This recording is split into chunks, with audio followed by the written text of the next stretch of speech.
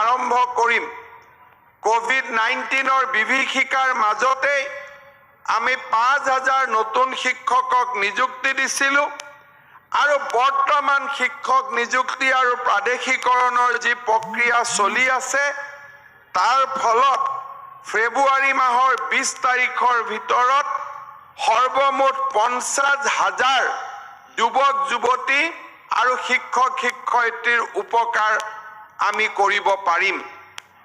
এই সময়ছোৱাৰ মাজতে আমি নতুন ৰূপত অসম দৰ্শন আঁচনিক ৰাইজৰ মাজলৈ লৈ অনাৰ প্ৰতিশ্ৰুতি দিছিলোঁ।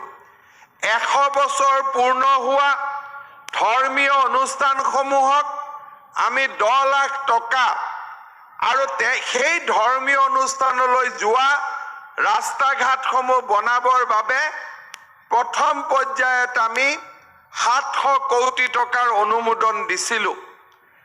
দ্বিতীয় পৰ্যায়তো আমি 360টা এই ধৰণৰ 100 বছৰ পূৰ্ণ হোৱা অনুষ্ঠানৰ হাতত অসম দৰ্শন আঁচনি 10 লাখ টকা আমি তুলি দিবলৈ সক্ষম হলোঁ।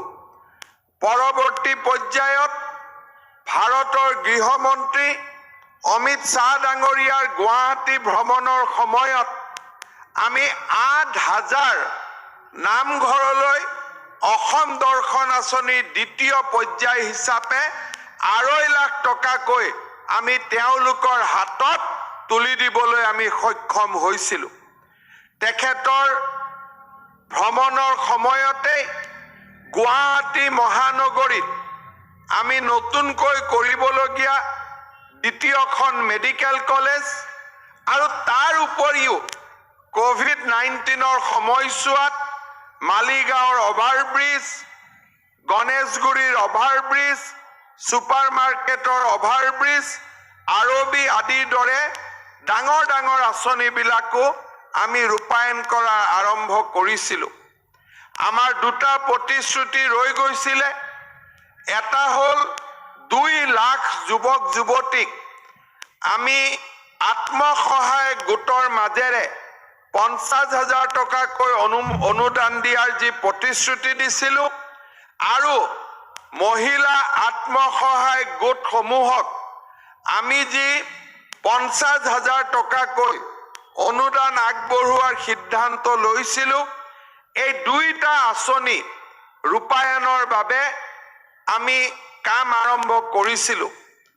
আজিৰ দিনটো আমাৰ বাবে অত্যন্ত আনন্দৰ দিন যে যি দুটা আঁচনি আমি ৰূপায়ণ কৰিবৰ বাবে ৰৈ গৈছিল তাৰ স্বয়ং আঁচনিটো, যাক আমি স্বামী বিবেকানন্দ আত্মসংস্থাপন আঁচনি এই ধৰণে আমি নামাকৰণ কৰিছিলোঁ, এই আঁচনিটো আজি ৰূপায়ণৰ শুভা আৰম্ভণি কৰিবলৈ আমি ইয়াতে সমবেত হৈছোঁ।